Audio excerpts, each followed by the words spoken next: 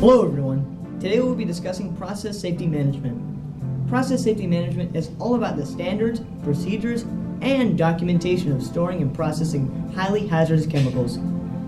There are 14 elements of process safety management, which include employee participation, process safety information, process hazard analysis, operating procedures, training, contractors, pre-startup safety review, mechanical integrity, hot work permit, management of change, incident investigation, emergency planning and response, compliance audits, and trade secrets.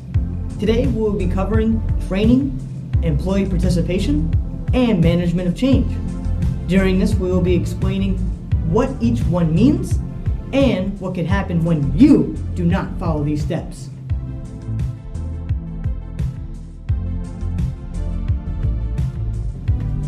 Workers who carry out processes involving highly hazardous chemicals need to be well trained, and the training should have been accomplished through a competent source, first party or otherwise.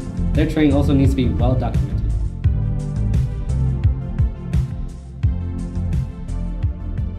Employee participation requires that employees be involved in every aspect of the PSM programs at their respective work sites.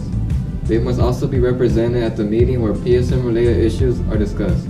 Osha requires that employee participation to be followed as written, so employers must create formal plans.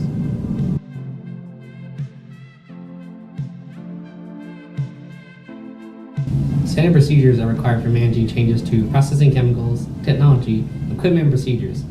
Each change must consider a basis for change, its impact on health and safety, modifications to operating procedures, required time for change, and authorization requirements for proposed change.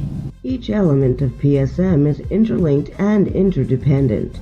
If one element of PSM is not followed, then this leaves the entire system open to failure. Consequences of not following employee participation. Without a formal written plan, neither the employers nor employees will be able to keep track of everything needed for PSM.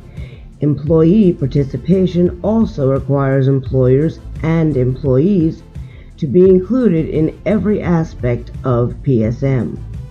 If one step of PSM isn't being followed, then every step isn't being taken to prevent harm to health and safety. Consequences of not following training. If you didn't get training through a competent source, third party, or otherwise, there's a chance that your training could falter during work. You will also need refresher training to ensure you remember every part of your training. This includes training related to HHC, PSM, operators and operating procedures, contractors, management of change, and emergency response. Consequences of not following management of change. Management of change is involved in the changes of processing chemicals, technology, equipment, and procedures. If changes made don't consider basis for change, impact on health and safety, changes to operating procedures, time required for change, then the change cannot be authorized. And if a change is authorized without considering those steps, then there's a chance that the change could create a workplace hazard.